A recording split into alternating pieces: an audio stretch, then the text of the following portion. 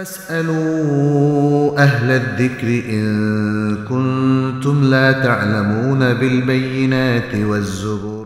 السلام عليكم ورحمة الله وبركاته.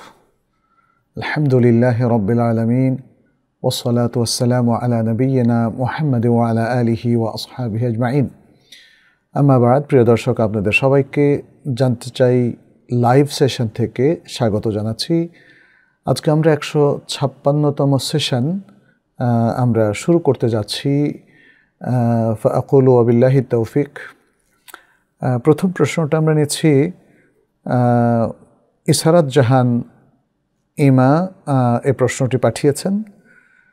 তিনি বলেছেন, নন মাহরাম আত্মীয়, বিশেষ করে দুলাভাই বা অন্যান্য ভাই, তাদের ক্ষেত্রে আমি যদি কণ্ঠের হেফাজত করতে চাই এবং ভালো মন্দ জিজ্ঞেস না করি, তাহলে কি আত্মীয়তার সম্পর্ক ক্ষুণ্ণ করা হয়? জিজ্ঞাসা না করা হলে ফ্যামিলিতে মনোমালিন্য হয়, সেক্ষেত্রে করণীয় কি? আসলে যারা মাহরাম, তাদের সাথে তো দেখা সাক্ষাৎ এবং কথাবার্তা বলা এটা শরিয়া সম্মত। আর যারা নন মাহরাম, তাদের সাথে পর্দাটা এটা অবশ্যই করতে হবে। এবং পর্দা বলতে যেটাকে বলা হয় শেরঈ পর্দা, মহিলা তার আপাদমস্তক ঢাকবেন। কারণ নন মাহরাম তিনি যদি তার কাজিন হন, যেমন অথবা অন্য কোনো আত্মীয়, যেমন দুলাভাই অথবা দেবর কিংবা এরকম আরও যে সকল আত্মীয় রয়েছেন, তারা নন মাহরাম। একদম অপরিচিত ব্যক্তিও যেমন, আবার পরিচিত নন মাহরাম ব্যক্তি, সকলের ক্ষেত্রে পর্দার বিধান একই রকম। এবং তাদের সাথে অপ্রয়োজনে খোশ গল্প, আড্ডা দেওয়া, খালুয়া মানে নির্জনে একসাথে হওয়া, এগুলো নিষিদ্ধ। ফলে নন মাহরাম আত্মীয় স্বজনের সাথে প্রয়োজনীয় কথাবার্তা, এটা নন মাহরামের আরও দূরবর্তী লোকজন যারা আছেন তাদের সাথে যেমন, এক্ষেত্রেও তেমন হবে। অর্থাৎ যাদেরকে আজনবী বলা হয় শরঈ পরিভাষায়, তাদের প্রত্যেকের সাথে প্রয়োজনে কথা বলা যাবে। আর যদি কোনো প্রয়োজন না থাকে, তাহলে খামাখা কথা বলা যাবে না। অনেক সময় নন মাহরাম আত্মীয় স্বজনের কুশলাদি জিজ্ঞেস করতে হয়। এটা হয়তো পারিবারিক সৌজন্যতার অংশ। তাহলে আমি মনে করি যে আপনি আপনার পর্দা এবং কণ্ঠের যে সংযত ভাব একজন সম্ভ্রান্ত নারীর থাকা উচিত, সেটা মেনটেন করে আপনি তা করবেন। কারণ আল কোরআন কিন্তু কথা বলতে একদম নিষেধ করে নাই, বলেছে তারা যেন কথাবার্তায় খুব নরম হয়ে ইনিয়ে বিনিয়ে না বলে। ফলে যে সকল পুরুষের অন্তরে ব্যাধি রয়েছে, তারা যেন আবার প্রশ্রয় না পায়। তো সুতরাং আপনি যদি একজন নন মাহরামের সাথে যেভাবে কথা বলা দরকার একজন নারীর, সেটা মেনটেন করে তাদের কুশলাদি পর্দার আড়াল থেকে অথবা যে কোনোভাবে আপনি যদি তাকে জিজ্ঞেস করেন, যেমন দুলাভাইকে জিজ্ঞেস করেন যে আপনি কেমন আছেন, আপনার বাড়িতে সবাই ভালো আছে কিনা, এটা কিন্তু শরিয়ার সাথে কন্ট্রাডিক্টরি নয়। যদি আপনি তার চাইতেও বেশি নিজের কণ্ঠের হেফাজতের জন্য চুপচাপ জীবনযাপন করেন, এটা যেমন আপনার ফ্যামিলিতে আপনি বলেছেন মনোমালিন্য তৈরি হয়ে যাচ্ছে, মিসআন্ডারস্ট্যান্ডিং হয়ে যাচ্ছে। নবী সাল্লাল্লাহু আলাইহি সাল্লাম মানে দিন ধর্ম পালনের ক্ষেত্রে অতিরিক্ত বাড়াবাড়ি করতে আবার নিষেধ করেছেন। আপনি যদি আপনার নিজের জন্য যেমন অতিরিক্ত সংযত থাকা, অতিরিক্ত পর্দা মেনটেন করতে চান, তাহলে এটা জানিয়ে দিন, যাতে মনোমালিন্য না হয়। কারণ আপনার দিন নিয়ে আপনি যেন ফিতনায় না পড়েন, আপনার দিনদারিটা যেন আপনার ব্যাপারে অপবাদ না ছড়ায়, এটাও কিন্তু আপনার দায়িত্ব। ফলে দিনদারিটাকে খুবই সৌন্দর্যমণ্ডিত করে পরিবারে এবং পরিবারের বাইরে উপস্থাপন করতে হবে। আমি এ প্রসঙ্গে সকল দিনদার ভাই বোনদেরকে বলবো, আমরা অনেক সময় দেখা যাচ্ছে যে দিনদারি রক্ষা করতে গিয়ে দিনদারিটাকে সমাজ থেকে বিচ্যুত একটা কালচার হিসাবে উপস্থাপন করছি, সেটা করা যাবে না। বরং আমরা যদি এই দিনদারিটাকে সুন্দরভাবে মেনটেন করতে পারি, তাহলে সাধারণত মুসলিম সমাজ, ইভেন অমুসলিম সমাজ কিংবা ইভেন অমুসলিমরাও তারা কিন্তু তারা মুগ্ধ হয়, তারা বলে যে আরে ইসলামের এই জিনিসগুলো তো তাহলে অনেক সুন্দর, পর্দাটা সুন্দর, বিনয় আচরণটা সুন্দর, সংযত আচরণটা সুন্দর, তাই না? অতএব আমাদেরকে সে কথাটা মনে রাখতে হবে। একটা ফেসবুক আইডি নীল আকাশের তারা, সেখান থেকে প্রশ্ন করা হয়েছে, আমার বড় ছেলেটা অনেক দুষ্টুমি করে, কথা শোনে না, মিথ্যা কথা বলে, বয়স তার 7 বছর, 7 বছর চলছে। আমি আল্লাহর কাছে অনেক দোয়া করি আল্লাহ যেন আমার সন্তানকে হেদায়েত দান করেন। আমি ওকে অনেক মারিও, কি করব, ধৈর্য রাখতে পারছি না, এখন কি করণীয়? সন্তানদের প্রহার করা কথায় কথায় এটা আসলে শরিয়া সম্মত নয়। ইভেন শিক্ষক যখন তার শিক্ষার্থীকেও রেগে মেগে জেদ করে তাকে খুব প্রহার করেন, হিফজখানাগুলোতে যেটা আমরা দেখি, এটাও শরিয়া সম্মত নয়। শাস্তি দেওয়াটা নিষিদ্ধ নয়, কিন্তু আপনি কিভাবে শাস্তি দিচ্ছেন? শাস্তিটাকে ফ্রি স্টাইলে দেবেন, যেভাবে ইচ্ছা? আপনার নিজের সন্তান বলে আপনি তাকে পা দিয়ে মারাবেন, লাথি মারবেন, তাকে রক্তাক্ত করবেন, ব্যাট দিয়ে পিটিয়ে একদম মনের ঝাল মেটাবেন? এগুলো শরিয়া সম্মত নয়। আমরা মনে করি যে যিনি কোরআনের শিক্ষক, তিনি তার শিক্ষার্থীকেও স্নেহ, মমতা এবং শাসন, এই 3টার মিশেলে তাকে পড়াবেন, তাকে আদরও করবেন, আবার শাসনও করবেন। ব্যাত রাখবেন, কিন্তু ব্যাত দিয়ে তাকে রক্তাক্ত করবেন না এবং তাকে অত্যাচারে বা প্রহারে জর্জরিত করবেন না। ঠিক একইভাবে মা হিসাবে আমার মনে হয় যিনি প্রশ্ন করেছেন তিনি সম্ভবত একজন মা, তিনিও তার সন্তান, নিজের সন্তান বলে তাকে যথেচ্ছা প্রহার করবেন, এটা হবে না। শাসন এবং সোহাগ তারবিয়াতের ক্ষেত্রে এ দুটোর মিশেল খুবই গুরুত্বপূর্ণ। নবী সাল্লাল্লাহু আলাইহি সাল্লাম ঠিক এমনভাবেই তারবিয়াটা দিয়েছেন, শাসনও করেছেন আবার সোহাগও করেছেন। ফলে দুটো মিলেই আসলে শিশুদেরকে গড়ে তুলতে হয়। আপনার ছেলের বয়স মাত্র 7 বছর, সুতরাং তাকে আপনি অধৈর্য হয়ে মারছেন, এটা খুবই অবজেকশনেবল, এটা করবেন না। আপনি তাকে যদি শাস্তি দিতে চান তাহলে দেখবেন যে শরিয়া সম্মত শাস্তিটা এখানে কি হতে পারে। তো এক্ষেত্রে আমি বলবো আপনি প্যারেন্টিং এর মতো গুরুত্বপূর্ণ কোর্সগুলো করুন। এমনকি আপনি যদি বাবাও হন তবুও আপনার প্যারেন্টিংয়ের কোর্স করা উচিত, এবং সেটা ইসলামিক প্যারেন্টিং। সেই কোর্সের আলোকেই আপনি আপনার সন্তানকে ইসলামী তারবিয়ত দেবেন, তাকে আদর্শ সোহাগে বড় করবেন এবং প্রয়োজনে তাকে শাসন করবেন। তারেক হাসান বলেছেন, উত্তম আচার ও ব্যবহার কি ইবাদত? যদি ইবাদত হয় সেটি কি ফরজ ইবাদত? উত্তম আচার ও ব্যবহার, এটাকে কোরআন এবং সুন্নাহর ভাষায় বলা হয় হুসনুল খুলুক। কখনো কখনো এটাকে হুসনুল তাআমুলও বলা হয়। হুসনুল তাআমুল মানে উত্তম আচার, হুসনুল খুলুক মানে উত্তম চরিত্র। আল্লাহ সুবহানাহু ওয়া তাআলা তার নবী সাল্লাল্লাহু আলাইহি ওয়াসাল্লামকে তিনি সার্টিফাই করেছেন, প্রশংসা করেছেন, যখন তিনি বললেন ওয়া ইন্নাকা লাআলা খুলুকিন আযীম, আর নিশ্চয়ই আপনি মহান চরিত্রের উপর অধিষ্ঠিত। হুসনুল খুলুক এটা মুসলিম জীবনে খুবই অপরিহার্য একটা অংশ, তার দিনদারির একটা গুরুত্বপূর্ণ অংশ। অতএব এটাই ইবাদত। ইসলাম প্রত্যেকটা ভালো কাজকে ইবাদতের মর্যাদা দিয়েছে, এমনকি বৈধ স্বামী স্ত্রীর মেলামেশাকে পর্যন্ত ইবাদতের মর্যাদা দিয়েছে।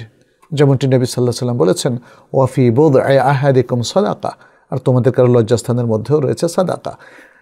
এই দীর্ঘ হাদিসটিতে বিভিন্ন জায়গায় নানাভাবে ভালো ভালো কাজগুলোকে সাদাকা বলা হয়েছে, মানে ইবাদত। কাউলুন মারুফুন সাদাকা, সুন্দর কথা বলা সাদাকা, এবং তলাকাত ওয়াজহিকা লিআখিকা সাদাকা, আপনার ভাইয়ের জন্য আপনি সুন্দর মুচকি হাসি দিলেন, এটাও সাদাকা, এটা ইবাদত। সুতরাং উত্তম আচার এবং ব্যবহার এটা ইবাদত।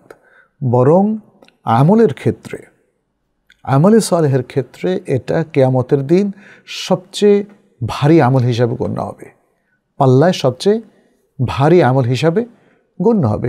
প্রসঙ্গে অনেকগুলো হাদিস আছে, আমরা আসলে এই আলোচনাটা দীর্ঘায়িত করতে চাই না, কারণ এরকম আলোচনা আমরা বহু করেছি। এখানে যেমন সহিহ মুসলিমের একটা বর্ণনা আছে, নবী সাল্লাল্লাহু আলাইহি ওয়াসাল্লাম বলছেন, আল বিররু হুসনুল খুলুক, পুণ্য হচ্ছে উত্তম আচরণ। আমরা তিরমিজির একটা বিশুদ্ধ বর্ণনা যেখানে তিরমিজি বলেছেন হাসান সাহি, সেখানে দেখি নবী সাল্লাল্লাহু আলাইহি ওয়াসাল্লাম বলেছেন আকমালুল মুমিনিনা ঈমানান আহসানুহুম খুলুকা। ইমানের দিক থেকে সবচেয়ে পরিপূর্ণ মুমিন হচ্ছে সে যার আখলাক সবচেয়ে উত্তম। ওয়া খিয়ারুকুম লিনিসাইহিম, এবং তোমাদের সবচেয়ে উত্তম ব্যক্তি হচ্ছে যে তার স্ত্রীদের কাছে সবচেয়ে উত্তম। এখানে আরেকটা হাদিস যেটি ইমাম তিরমিজি হাসান সনদে বর্ণনা করেছেন, নবী সাল্লাল্লাহু আলাইহি ওয়াসাল্লামকে জিজ্ঞেস করা হয়েছিল যে মানুষকে কোন আমল সবচেয়ে বেশি জান্নাতে প্রবেশ করায়। তিনি বললেন তাকওয়াল্লাহি ওয়া হুসনুল খুলুক, আল্লাহর তাকওয়া এবং উত্তম চরিত্র। এবং তাকে জিজ্ঞেস করা হয়েছিল কোন জিনিস মানুষকে সবচেয়ে বেশি জাহান্নামের দিকে ঠেলে দেয়। তিনি বললেন আল ফামু ওয়াল ফারজ, মুখ অর্থাৎ মুখের খারাপ ব্যবহার, ওয়াল ফারজ এবং লজ্জাস্থানের অবৈধ ব্যবহার। আমরা দেখি যে আনাস ইবনে মালিক রাদিয়াল্লাহু তাআলা আনহু, যে নবী সাল্লাল্লাহু আলাইহি ওয়াসাল্লামের লম্বা টাইম ধরে খাদেম ছিলেন, তিনি বর্ণনা করছেন কানা রাসূলুল্লাহ সাল্লাল্লাহু আলাইহি ওয়াসাল্লাম আহসানান নাসি খুলুকা। নবী সাল্লাল্লাহু আলাইহি ওয়াসাল্লাম চরিত্রের দিক থেকে মানুষের মধ্যে সবচেয়ে উত্তম ছিলেন। আর শুরুতে তো আমরা সূরা আল কালামের 4 নম্বর আয়াতটা বলেছি, আল্লাহ তাআলা নিজে তাকে সার্টিফাই করেছেন। আনাস রাদিয়াল্লাহু তাআলা আনহুর এই হাদিসটি মুত্তাফাক আলাইহি, বুখারী মুসলিমের হাদিসের মধ্যে এসেছে। এখানে নবী সাল্লাল্লাহু আলাইহি ওয়াসাল্লাম আরও সুন্দর সুন্দর আখলাকের কথা বলা হয়েছে। সহিহ বুখারীতে জারির ইবনে আব্দুল্লাহ রাদিয়াল্লাহু তাআলা আনহু বলছেন যে মা রাআনি রাসূলুল্লাহ সাল্লাল্লাহু আলাইহি ওয়াসাল্লাম ইল্লা তাবাসসামা। নবী সাল্লাল্লাহু আলাইহি ওয়াসাল্লাম আমাকে দেখলেই মুচকি হাসি দিতেন। কি চমৎকার, তাই না? কি চমৎকার আখলাক। এবং সেই আখলাকটা আমরা তার জীবনের প্রতি পরতে পরতে পাই, যেটি কোরআন উল্লেখ করেছে এবং যেটি সাহাবায়ে কেরামের বর্ণনা থেকে এসেছে। ইমাম তিরমিজি আরেকটা হাদিস সহিহ সনদে বর্ণনা করেন, নবী সাল্লাল্লাহু আলাইহি ওয়াসাল্লাম বলেছেন ইন্না মিন আহাব্বিকুম ইলাইয়া ওয়া আকরাবিকুম মিন্নি মাজলিসান ইয়াউমাল কিয়ামাতি আহসানুকুম আখলাকা। যে কিয়ামতের দিন আমার সবচেয়ে কাছের এবং বসার দিক থেকে আমার সবচেয়ে নিকটবর্তী ব্যক্তি হচ্ছে ওই ব্যক্তিরা যারা আখলাকের দিক থেকে সবচেয়ে উত্তম। অতএব বুঝতেই পারছেন, উত্তম আচরণ এটা অত্যন্ত উচ্চ মার্গের একটা আমলে সালেহ এবং অত্যন্ত গ্রহণযোগ্য, মিজানে ভারী একটি আমলে সালেহ। অতএব আমাদের উচিত এই স্কিলগুলো অর্জন করা। আজকে মানুষ যাকে সফট স্কিল বলছে, আল মাহারাত আন নাইমা, এগুলো মূলত উত্তম আখলাক, বিনয়ী আচরণ, ভদ্র আচরণ, মানুষের সাথে সুন্দর কথা বলা, ওয়াকুলু লিন্নাসি হুসনা, মানুষকে ইতিবাচকভাবে তাকে সম্ভাষণ করা, নেগেটিভ আচরণ থেকে নিজেকে মুক্ত রাখা, গালিগালাজ কিংবা অভদ্র আচরণ থেকে নিজেকে মুক্ত রাখা, এগুলো সবই হলো সফট স্কিল। এবং যাতে মানুষের মধ্যে একটা সম্মানজনক চেতনা তৈরি হয়, অন্যের মত, অন্যের ব্যক্তিত্ব, অন্যের সব কিছুর প্রতি একটা সম্মানজনক অবস্থান বজায় রেখে তার সাথে আচরণ করা। নাম প্রকাশে অনিচ্ছুক একজন প্রশ্ন পাঠিয়েছেন, বলেছেন আমি পূর্বের একটা অনাকাঙ্ক্ষিত ক্ষত বই বেড়াচ্ছি দিনে ফেরার পর, যা আমাকে আরও ভীষণভাবে পীড়া দিচ্ছে। বর্তমানে আমার একটা সন্তান আছে। আমার বয়স যখন 9-10 বছর, তখন আমার বাবা মা 25-26 বছর একটা ছেলের সাথে জোর করে আমাকে বিবাহ দেয়। আমি তখন কিছুই বুঝতাম না। এরপর যখন আমার বয়স 13-14 বছর হয়, তখন সে ছেলের সাথে আমার বাবা মা আমাকে এক রাতে থাকতে বাধ্য করে। আমি অনেক ভয় পাই এবং এরপর থেকে আমি আর তার সাথে থাকিনি। বাবা মা অনেক চেষ্টা করে আমাকে আর সেখানে রাখতে পারিনি।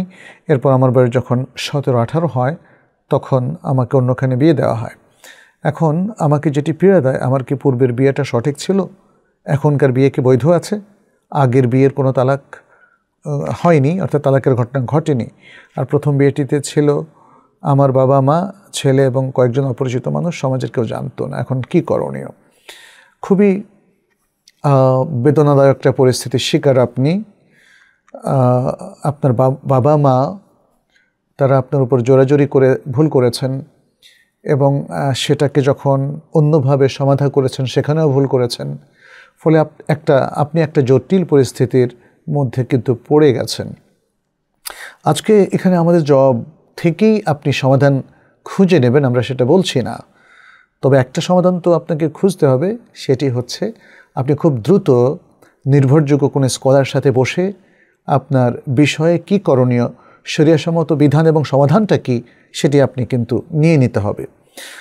আপাতত যে কথাটা আপনি বলেছেন আমি সেগুলোর একটা খুবই সংক্ষিপ্ত বিশ্লেষণ পেশ করছি। প্রথমত, আপনার সংসার বোঝার আগেই আপনার বাবা মা আপনাকে জোর করে বিয়ে দিয়েছেন। এই বয়সে আপনার উপর জোর খাটানোটা উচিত হয়নি তাদের, এবং ইসলাম এটা বলেও নি। 9-10 বছর, 11, 12, 13 বছর বয়সে কন্যাকে জোর করে বিয়ে দিয়ে তার উপর জোর খাটানো, এটা ইসলাম বলেনি। যদিও ইসলাম শৈশবে বিয়ে দেওয়াটা জায়েজ রেখেছে, কিন্তু এক্ষেত্রে ইসলামের বিধান হলো মেয়েরা যখন ম্যাচিউরড হবে, বালেগা হবে, তখন তাদের সম্মতির উপর বিবাহটা নির্ভর করবে, কার্যকর হবে। তাদেরকে অসম্মত করে বিবাহটা কার্যকর করা তাদের জন্য জায়েজ হয়নি।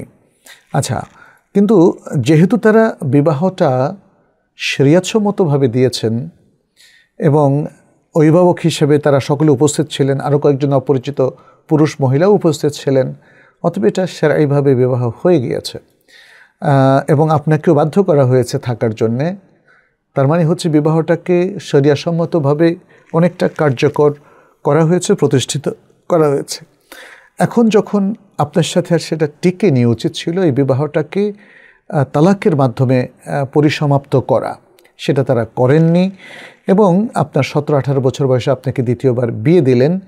এই জায়গাটা আমাদের ভাবনার অবকাশ আছে, আপনাদেরও ভাবনার অবকাশ আছে। আপনারা কি পদ্ধতিতে কিভাবে করেছেন, আর এখানে শুধু আপনার কথার ভিত্তিতে আমরা শেষ কথাটা বলবো না, কারণ এখানে আপনার বাবা মায়েরও কিছু করণীয় ছিল, তারা সেটা করেছেন কিনা হয়তো আপনি জানেন না, এমনও হতে পারে। এসব কিছুকে সামনে রেখে আমাদের লাস্ট পরামর্শটা হলো এই যে আপনি আপনার বাবা মা সহ কোনো একজন বিজ্ঞ শরিয়া বিশেষজ্ঞ আলেমের সাথে বসুন, বসে এটাকে ফয়সালা করুন। আশা করছি সুন্দর একটা ফয়সালা বেরিয়ে আসবে এবং সেক্ষেত্রে আপনারা নিজেদের ভুলগুলো সংশোধন করে নেবেন। আল্লাহ আপনাদের সহায় হন, এই দোয়া করছি। সুলাইমান প্রশ্ন করেছেন, তাইবা একাডেমির ইসলামিক স্টাডিজ কোর্সটিতে কি এখনও ভর্তি হতে পারবো? ধন্যবাদ আপনাকে প্রশ্ন করার জন্যে। তাইবা একাডেমি আমাদেরই প্রতিষ্ঠিত একটি অনলাইন ইসলামিক প্ল্যাটফর্ম। আপনারা জানেন অনেকগুলো কোর্সের মধ্যে ডিপ্লোমা ইন ইসলামিক স্টাডিজ এই কোর্সটি খুবই গুরুত্বপূর্ণ, যেখানে ইসলামের মৌলিক অনেকগুলো বিষয় এখানে শেখানো হয় অত্যন্ত চমৎকার পদ্ধতিতে। আধুনিক শিক্ষাদান পদ্ধতি অনুসরণ করে বিজ্ঞ ওলামায়ে কেরাম, মদিনা ইউনিভার্সিটির পিএইচডি ডিগ্রি হোল্ডার যারা বিভিন্ন বিশ্ববিদ্যালয় থেকে আরম্ভ করে শিক্ষা প্রতিষ্ঠানে শিক্ষাদান কার্যে যারা নিয়োজিত আছেন, দাঁড়িল আল্লাহ, তারা এখানে কোর্স নিয়েছেন। আমরা মানে কথাগুলো বললাম আরেকবার আপনাদেরকে জানান দেওয়ার জন্য। এখনও সময় আছে, 31শে জুলাই পর্যন্ত আপনারা এনরোল করতে পারেন। আজকে 20শে জুলাই, আপনি 31শে জুলাই পর্যন্ত এর মধ্যে এনরোল করতে পারেন, যদিও ক্লাস শুরু হয়ে গেছে। ইতিমধ্যে আমাদের ওরিয়েন্টেশন প্রোগ্রামও হয়েছে, আপনারা জানেন। সেখানে দেশের বিখ্যাত ওলামায়ে কেরাম বক্তব্য রেখেছেন, আমাদের স্টুডেন্টদের উদ্দেশ্যে কিছু নাসিহা রেখেছেন। আপনারা সেটা প্রয়োজনে দেখে নিতে পারেন। আর যারা এখনও এনরোল হবেন, দ্রুত তারা যোগাযোগ করে ভর্তি কমপ্লিট করবেন এবং ক্লাস করা শুরু করে দেবেন। তাহলে আশা করছি আপনারা একটু দেরিতে ভর্তি হলেও কোনো সমস্যা হবে না। আপনারা মিড টার্ম এবং ফাইনাল টার্ম পরীক্ষাগুলো এমসিকিউতে অংশগ্রহণ করতে পারবেন। আল্লাহ আমাদের সবাইকে তৌফিক দান করুন। মোহাম্মদ আবদুল্লাহ তিনি বলেছেন, জানি না আমার প্রশ্নটা অহেতুক হবে কিনা, হলে ক্ষমা করবেন।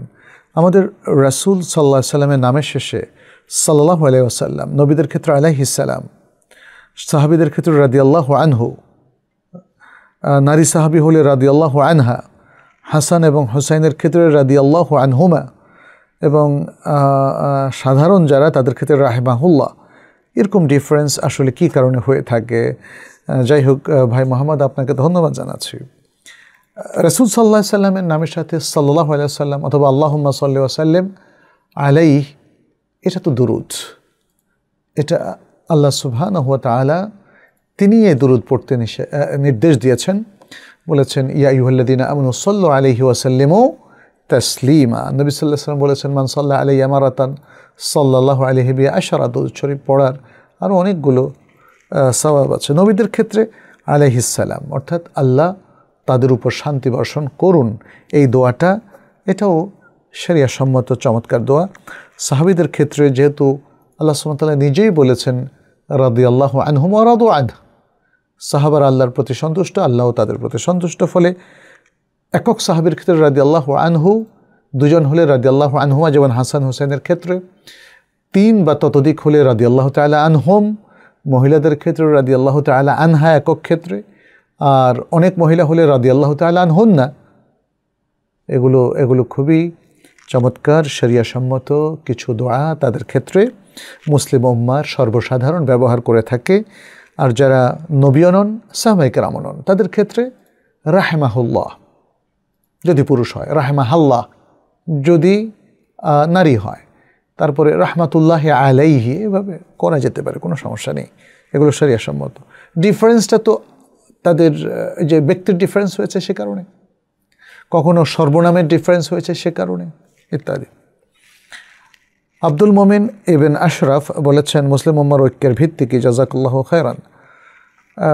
খুবই গুরুত্বপূর্ণ একটা যুগোপযোগী প্রশ্ন করেছেন, যদিও খুবই কমন প্রশ্ন, এবং ইসলামের শুরু থেকেই মুসলিম উম্মার ঐক্য নিয়ে আল কোরআনও আমাদেরকে দিক নির্দেশনা দিয়েছে। নবী সাল্লাল্লাহু আলাইহি ওয়াসাল্লামও মুসলিম উম্মাহ নিয়ে কাজ করেছেন, তাদেরকে পথ দেখিয়েছেন, কীভাবে ঐক্য তৈরি করতে হবে সে পথ শিখিয়েছেন, সে তারবিয়াত দিয়েছেন। আর আজকেও আমাদের কাছে এটি অত্যন্ত কাঙ্ক্ষিত একটি কাজ, কারণ মুসলিম উম্মাহ বিভিন্ন ফেরকায়, বিভিন্ন রিলিজিয়াস গ্রুপে, রাজনৈতিক দলে, ফিকহি মাযহাবে, আকীদাগত বিভিন্ন তাফাররুকের মধ্যে তারা আজকে নিমজ্জিত হয়ে আছে। ফলে আমাদের মধ্যে আসলে ঐক্যটা একটা দুরূহ ব্যাপার হয়ে দাঁড়িয়েছে। তো যাই হোক, আমি খুব সংক্ষেপে বলবো, ঐক্যের অনেকগুলো প্রেরণা কোরআন সুন্নাহ প্রচুর দিয়েছে। ইসলাম ঐক্যের উপরে আমরা দীর্ঘ কয়েক বছর ধরে কাজও করেছি এবং বেশ কিছু বই লেখাও হয়েছে। আমাদের ওলামায়ে কেরাম সেই শুরু থেকে আজ পর্যন্ত, এবং বাংলা ভাষায় প্রচুর বই লেখা হয়েছে, আপনারা সেগুলো পড়ে নেবেন। এখানে আল্লাহ সুবহানাহু ওয়া তাআলা সে বিখ্যাত নির্দেশনা আমরা সবাই মনে হয় জানি। আল্লাহ সুবহানাহু ওয়া তাআলা বলছেন, ওয়া'তাসিমু বিহাবিলিল্লাহি জামিআন ওয়া লা তাফাররাকু, আর আল্লাহর রজ্জুকে তোমরা একত্রিতভাবে আঁকড়ে ধরে রাখো এবং তোমরা বিচ্ছিন্ন হইও না, পরস্পর বিচ্ছিন্ন হইও না। আব্দুল্লাহ মানে হচ্ছে আল কোরআন এবং আস সুন্নাহ, অর্থাৎ দিন ইসলাম। ইসলামের রজ্জুকে মানে ইসলামকে আঁকড়ে ধরে রাখো, এবং ইসলাম হচ্ছে আল কোরআন ওয়াস সুন্নাহ, কোরআন সুন্নাহ মিলে ইসলাম। কোরআন সুন্নাহর কোনো একটা বা দুটো বাদ দিলে আর কোনো ইসলাম থাকবে না। ইসলাম মানুষের মস্তিষ্ক নির্গত কোনো জিনিস নয়, কোনো ইজম নয়, কোনো দল নয়, কোনো গোত্র নয়, কোনো সম্প্রদায় নয়। সুতরাং ইসলাম বলতে যে দিনদারির কথা বলা হচ্ছে, যে দিনের কথা বলা হচ্ছে, ইন্নাদ দীনা ইনদাল্লাহিল ইসলাম, আবার দিনটা হচ্ছে ইলম, ইলমটা হচ্ছে ইলমুল ওয়াহি, এবং সেটা হচ্ছে আল কোরআন আস সুন্নাহ।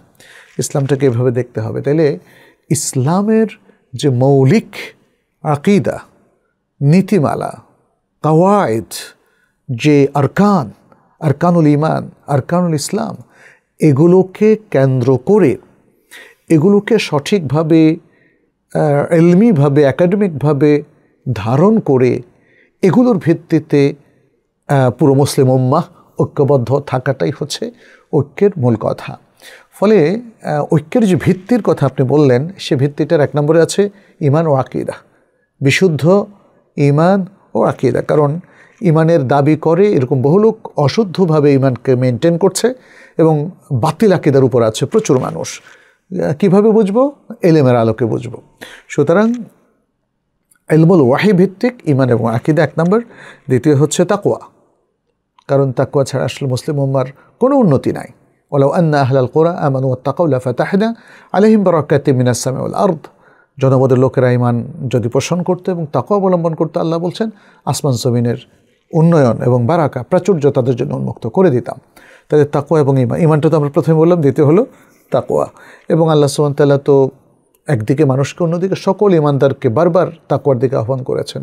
ইয়া আইয়ুহাল্লাযীনা আমানু তাকুল্লাহা হাক্কা তুকাতিহি, অসংখ্য আয়াত রয়েছে। তৃতীয় হচ্ছে ঐক্যের ভিত্তি হবে ইখলাসের উপরে, আল্লাহর জন্য ঐক্য, আমাদের দুনিয়ার কোনো স্বার্থের জন্য নয়।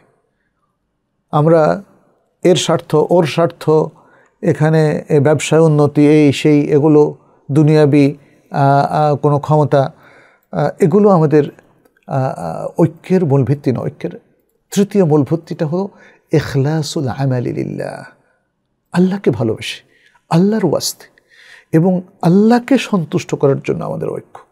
অতএব দুনিয়ার জন্য আমি যে কোনো স্বার্থ ত্যাগ করতে পারি, আমার কোনো ইগো কাজ করবে না এখানে, দুনিয়ার কোনো স্বার্থ কাজ করবে না, ক্ষমতার কোনো লিপ্সা এখানে থাকবে না, শুধুমাত্র আল্লাহকে সন্তুষ্ট করার জন্য ইখলাস। চতুর্থ যে ঐক্যের ভিত্তি সেটি হচ্ছে লুজুমু জামাআতুল মুসলিমিন। এটা একটা মূলনীতি, এটা একটা মানহাজ ইসলামের। হুযায়ফা ইবনুল ইয়ামান রাদিয়াল্লাহু তাআলা আনহু, সে বিখ্যাত হাদিস যেটি বুখারী মুসলিমের মধ্যে এসেছে, নবী সাল্লাল্লাহু আলাইহি সাল্লাম সেখানে বলেছেন, তালজামু জামাআতুল মুসলিমিন, তালজামু জামাআতুল মুসলিমিন ওয়া ইমামাহুম, তুমি অবশ্যই মুসলিমদের যে বৃহৎ জামাআ রয়েছে এবং তাদের ইমাম, প্রকৃত নেতা, তাকে আঁকড়ে ধরে থাকবে, তার দলে থাকবে। খুলাফায়ে রাশিদিনের সময় খলিফার সাথে সম্পৃক্ত থাকা এবং পরবর্তীতে মুসলিমদের খলিফার সাথে থাকাটাই হচ্ছে মুসলিম ঐক্যের অংশ।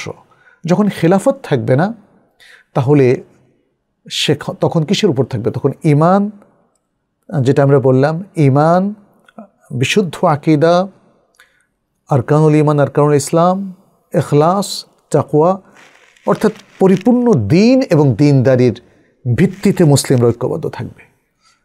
যদি কেন্দ্রীয় কোনো খেলাফত মুসলিমদের না থাকে, তখন মুসলিমদের মানহাজ এবং নীতিমালা, এটাই হবে তাদের জামাতবদ্ধ থাকার মূলনীতি। তার উপর ভিত্তি করে যে কোনো বাতিল চিন্তা ভাবনা বা যে কোনো ফেরকাবাজির উপর ভিত্তি করে মুসলিম ঐক্য স্থাপিত হয় না, হতে পারে না। অথবা যে কোনো রাজনৈতিক কিংবা ভৌগোলিক জাতীয়তাবাদের উপর ভিত্তি করেও মুসলিম ঐক্য রচিত হতে পারে না। এবং মুসলিম ঐক্যের আরেকটা গুরুত্বপূর্ণ বিষয় হচ্ছে আদামুল ফুরকা, যে কারণে আল্লাহ সুবহানাহু ওয়া তাআলা ওয়ালা তাফাররাকু কথাটা বলে দিয়েছেন, ওয়াতাসিমু বিহাবলিল্লাহি জামিআ ওয়ালা তাফাররাকু, এটা বলে দিয়েছেন। সুতরাং মুসলিমরা তাদের একটা মাইন্ডসেট হবে যে তারা ঐক্যবদ্ধ থাকবে, যেহেতু আল্লাহ তাআলা তাদেরকে ঈমানের ঐক্য দিয়েছেন, ইসলামের ঐক্য দিয়েছেন। একই সালাত তারা পড়বে, একই রমাদানের সিয়াম তারা রাখবে, একই ঈদুল ফিতর, ঈদুল আযহা তারা উদযাপন করবে, একই হজে, যেটা আন্তর্জাতিক মহাসম্মেলন মুসলিমদের, সেখানে তারা একত্রিত হবে। তাদের হজের দ্বিতীয় কোনো জায়গা আর নেই। এভাবে মুসলিম ইবাদতগুলো, আমালে সালেহগুলো বারবার বৃহত্তর মুসলিম ঐক্যটাই রচনা করে। দুর্ভাগ্য আমাদের, আমরা যে আমলগুলো, যে নীতিমালা, যে জ্ঞানগুলো এবং যে প্রোগ্রামগুলো আল্লাহ সুবহানাহু ওয়া তাআলা আমাদেরকে ঐক্যবদ্ধ হওয়ার জন্য দিয়েছেন, সে একই প্রোগ্রামটাকে আমরা বুমেরাং করে ফেলেছি। আমরা এগুলোকে অনৈক্যের ভিত্তি হিসাবে গ্রহণ করেছি। এটা আমাদের জন্য দুর্ভাগ্যজনক, মুসলিম উম্মার অধিকাংশ মানুষের জন্য এটা দুর্ভাগ্যজনক। দেখুন, মানুষ এখন সালাত নিয়ে, টুকটাক মাসালা নিয়ে খুবই ব্যাপকভাবে বিভেদ করে। বিভিন্ন জায়গায় ফিকহি মাসালাগুলো নিয়ে তারা অনৈক্যের বীজ বপন করে। আকীদা, ইসলামের মূল আকীদা, কোরআন সুন্নাহ ভিত্তিক যে আকীদা, এটা একদম ভেরি ক্লিয়ার, এটার বাইরে যাওয়ার কোনো সুযোগ নাই। কিন্তু এই আকীদাগত অনৈক্যও আমাদের মধ্যে ব্যাপকভাবে অনুশীলিত হয়, চর্চিত হয়। ফলে দুই মেরুর দুই আকীদা দিয়ে মুসলিম কীভাবে ঐক্যবদ্ধ হবে, তাই না? অতএব এই জায়গাটা যদি মুসলিমরা গ্রাউন্ড ওয়ার্ক না করে, শুধুমাত্র যেমন আমরা অনেক সময় অনেক ক্রনিক ডিজিজের ক্ষেত্রে, যেমন ক্যান্সার কিংবা এরকম এগুলোর ক্ষেত্রে, যদি মলম লাগায় আপনি ব্যথাটা দূর করার চেষ্টা করেন এবং তারপরে আপনি মনে করেন যে আপনি ক্রনিক ডিজিজ থেকে ব্যথাটা যেহেতু কমে গেছে এখন ভালো হয়ে গেছেন, নো, এটা হবে না। আসল জায়গাটা ডায়াগনোসিস করতে হবে। সেই জায়গায় যদি মূল ট্রিটমেন্ট এবং চিকিৎসাটা না হয়, তাহলে কিন্তু জাতির এবং মুসলিম উম্মার বৃহত্তর ঐক্য রচিত হবে না। আমাদের কাছে ঐক্য খুবই কাঙ্ক্ষিত, খুবই কাঙ্ক্ষিত। আমরা প্রত্যেকে আল্লাহর কাছে গভীর রাতে দোয়া করি, তাহাজ্জুদ পড়ে দোয়া করি, সালাতের পরে এবং অন্য অন্য দোয়া কবুলের সময় দোয়া করি, আল্লাহ মুসলিমদেরকে ঐক্য দাও, মুসলিমদের মধ্যে ভালোবাসা দাও, যে ভালোবাসার কথা তুমি আল কোরআনে উল্লেখ করেছো, ফাআল্লাফা বাইনা কুলুবিহিম ফাআসবাহতুম বিনি'মাতিহি ইখওয়ানা, সেটি মুসলিমদের মধ্যে দাও, মুসলিমদের মধ্যে শুউর দাও, মুসলিমদের মধ্যে অনুভূতি দাও। মাসালুল মুমিনিনা ফি তাওয়াদ্দুহিম ওয়া তারাহুমিম ওয়া তাআতুফিহিম কামাসালিল জাসাদিল ওয়াহিদ, যেটি নবী সাল্লাল্লাহু আলাইহি ওয়াসাল্লাম সহিহ মুসলিমের হাদিসে একটা দেহের সাথে তুলনা করেছেন।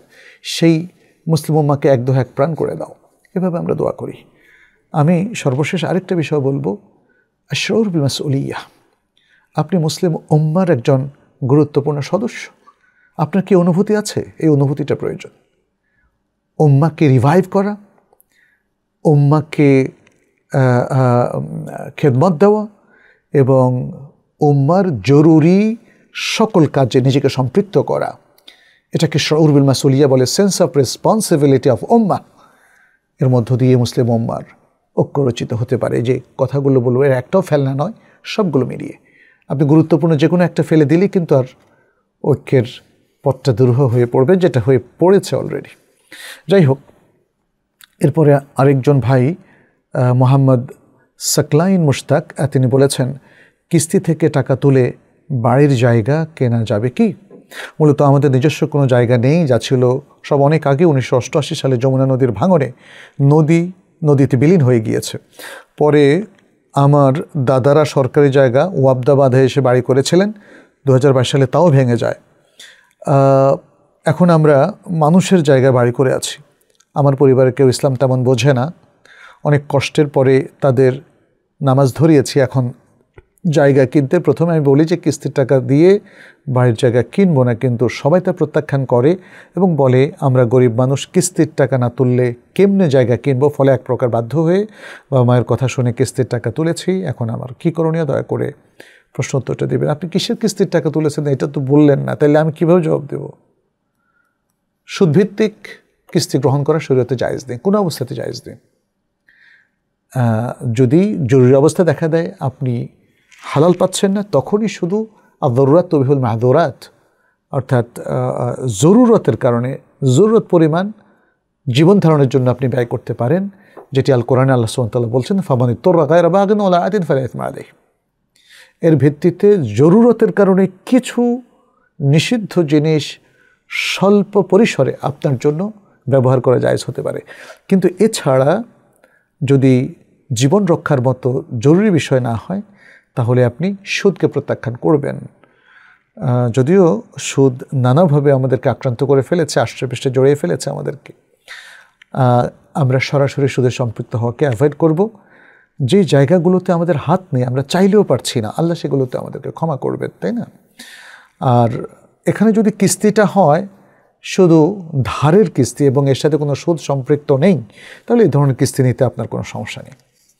আকাশ হাসান ইসলাম বলেছেন, কিভাবে আমরা মসজিদ ভিত্তিক সমাজ গড়ে তুলব? ইসলামী সমাজটা তো মসজিদ ভিত্তিক। এখন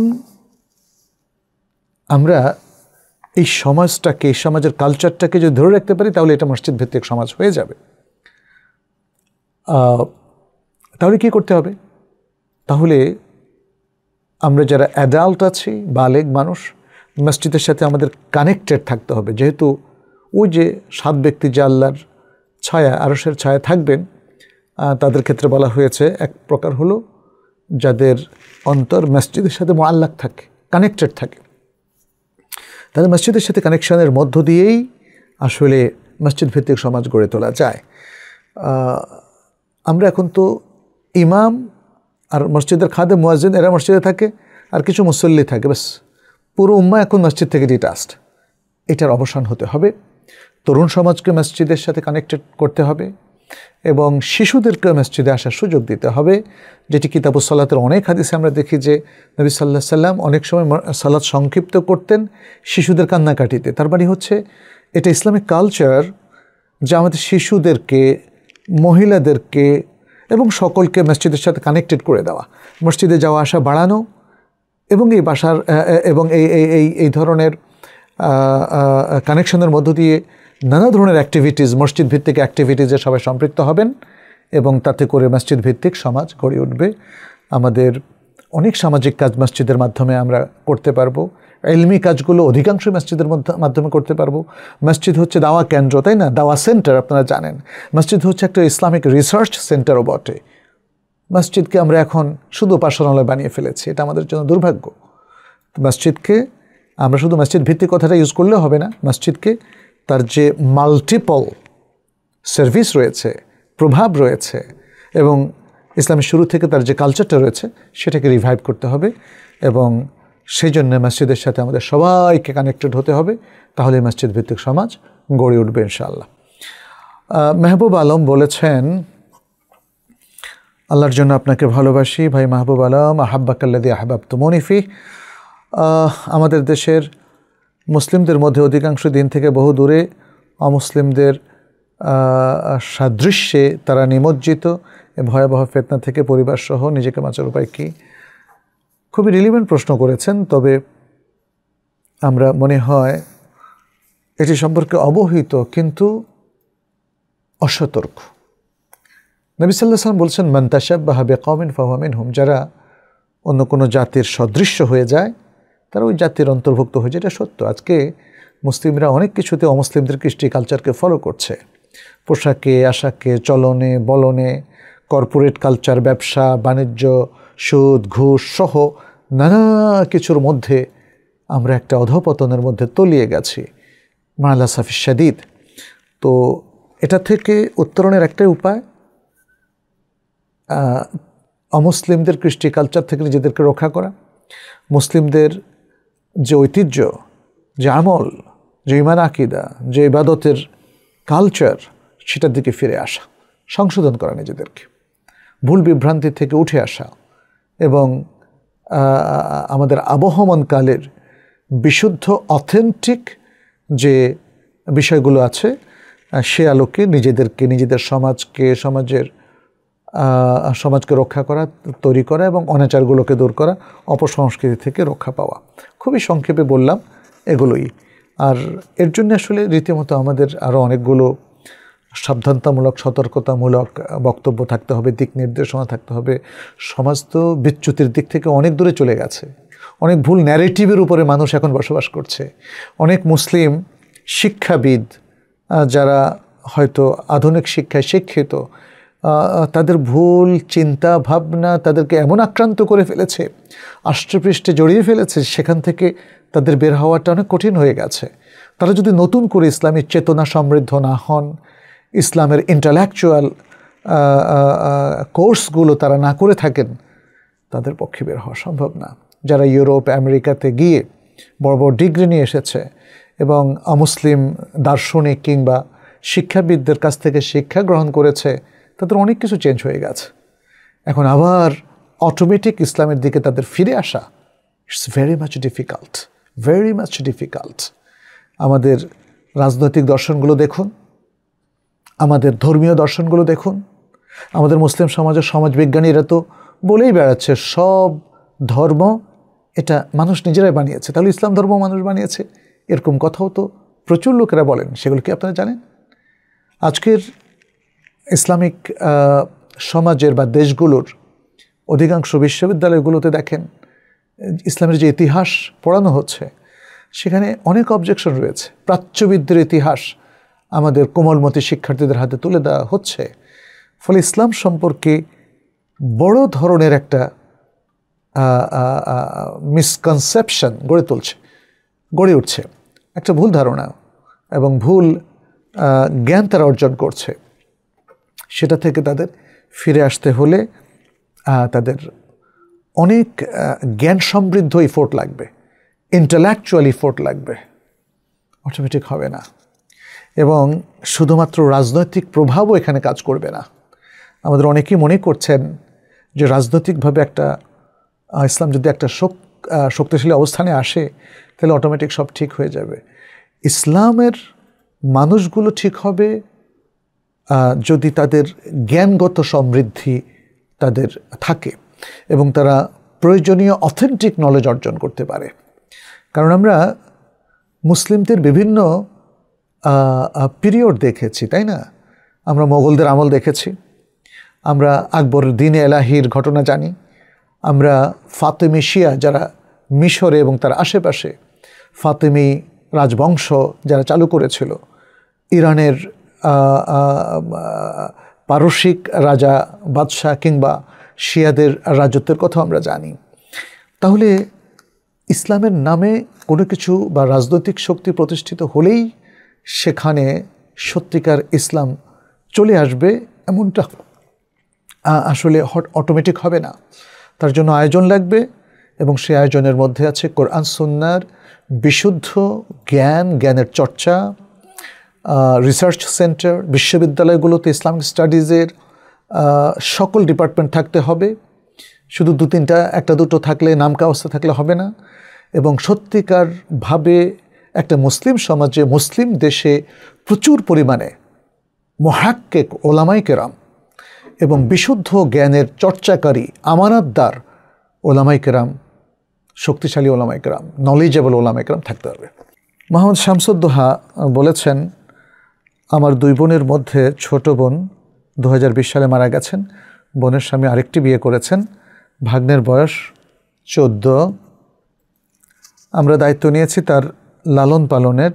আব্বা 2025 সালে মারা যাওয়ার আগেই ছোট ভাই যে বোন জীবিত আছেন ও আমার নামে, আমাদের 3 জনের নামে তার সম্পত্তি ভাগাভাগি করে দিয়েছেন মারা যাওয়ার আগেই, জীবিত অবস্থা।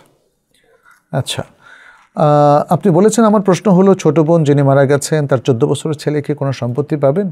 আব্বা ছোট বোনের জন্যে কোনো সম্পত্তি দিয়ে যাননি। আমি অবশ্যই মহান আল্লাহর বিধান পুরোপুরি মেনে চলতে অঙ্গীকারবদ্ধ। ইসলামী শরিয়া অনুসারে যদি ছোট বোনের ছেলে সম্পত্তি পাওয়ার জন্য উপযুক্ত হয়, তবে পরিবারের বড় ছেলে হিসাবে আমাকে সম্পদ রিভিউ করে পুনরায় ভাগাভাগি করতে হবে। অনুগ্রহ করে আপনার জ্ঞানের আলোকে আমাকে সঠিক ইসলামী মিরাস সম্পর্কিত জ্ঞান প্রদান করবেন। ভাই শামসুজ্জোহা, আপনাকে অনেক অনেক ধন্যবাদ। আপনার মতো চমৎকার মানসিকতা সম্পন্ন লোক থাকলে সমাজে যে ভুলগুলো হচ্ছে সেগুলো কেটে যাবে ইনশাআল্লাহ। প্রথমত বলবো যে আপনার বাবা মারা যাওয়ার আগে সম্পত্তি ভাগ করেছেন, ভুল করেছেন। সম্পত্তি মৃত্যুর আগে ভাগ করে দেওয়াটা ওয়ারিসদের মধ্যে এটা নিষিদ্ধ। তাদের জন্য কোনো উইল করাও নিষিদ্ধ। নবী সাল্লাল্লাহু আলাইহি ওয়াসাল্লাম বলেছেন, লা ওয়াসিয়াতা লিওয়ারিস। ওয়ারিসদের জন্য জীবিত কোনো ব্যক্তি তার মৃত্যুর আগে কোনো উইল করে দিয়ে যেতে পারে না। কেন পারে না? আমার মনে হয় আপনারা সবাই জানেন, তারপরে বলছি। কারণ আল্লাহ সুবহানাহু ওয়া তাআলা কোনো ব্যক্তি মারা গেলে তার সম্পত্তি কে কত অংশ পাবে সেটা ঠিক করে দিয়েছেন। ইউসিকুমুল্লাহু ফি আওলাদিকুম লিয-যাকারি মিসলু হাজ্জিল উনসায়াইন। সূরা আন-নিসার দেখেন কতগুলো আয়াতে এ কথাগুলো বলা হয়েছে। এবং হাদিসের মধ্যেও নবী সাল্লাল্লাহু আলাইহি ওয়াসাল্লাম এগুলোর বিশদ ব্যাখ্যা, বিশ্লেষণ এবং দাদির 1/6 ঘোষণাও তিনি দিয়েছেন। সুতরাং যেহেতু ইসলামী শরিয়াতে সাকসেশন লটা ওয়েল ডিফাইন্ড, অত্যন্ত চমৎকারভাবে, অত ক্লিয়ারলি মেনশন করে দেওয়া হয়েছে, অতএব মৃত্যুর আগে কোনো ব্যক্তি সেটাকে উইল করে যেতে পারে না। কারণ তার মৃত্যুর আগে তার অন্য কোনো ওয়ারিসের আগে মৃত্যু হয়ে যেতে পারে, একটা গড়পাত্রা, মানে একটা প্রবলেম তৈরি হয়ে যেতে পারে। এটা একটা যেটা আল্লাহর মানে তিনি যেটা ওসিয়ত করতে পারেন সেটা হচ্ছে আল্লাহর প্রেসক্রিপশন অনুযায়ী হবে। বাট আমার প্রেসক্রিপশন অনুযায়ী যদি দেই তাহলে তো গণ্ডগোল হয়ে যাবে, তাই না? আমরা দেখা যাচ্ছে যে অনেক ওয়ারিসকে আমরা বঞ্চিত করে দিই। আমি কার জন্য তাইলে উইলটা করব? আমার ছেলে মেয়ে। অনেক সময় স্ত্রীকেও দেখা যাচ্ছে বঞ্চিত করা হচ্ছে, আরও অন্য ওয়ারিস থাকতে পারে, তাদেরকেও বঞ্চিত করা হচ্ছে। তাহলে এখানে সেটা করাটা ঠিক হয়নি। আপনার বাবা যেটা করেছেন, আপনাকে এখন কারেকশানে যেতে হবে, এবং সেটা আপনি চেয়েছেন। এখন কারেকশানে যাওয়ার জন্য তাহলে আপনি কি করবেন? আপনার বাবা যখন মারা যান তখন কারা কারা ছিল? আপনি আছেন, আপনার একজন ছোট ভাই আছেন, আর একজন বোন জীবিত আছেন। ছোট বোন মারা গিয়েছে। ছোট বোনের 14 বছরের ছেলে আছে। ছোট বোনের 14 বছরের ছেলের জন্যে আপনার বাবার উচিত ছিল ওয়াজিব ওসিয়ত করা, ওয়াজিব ওসিয়ত। সেটা তিনি করেননি। ওয়াজিব ওসিয়ত যদি তিনি না করে থাকেন তাহলে এটা আপনারা কার্যকর করতে পারেন। বাবা যে ভুলটা করেছেন, যে ওয়াজিব বা ফরজটা তরক করেছেন, সেটা আপনারা তরক করবেন না।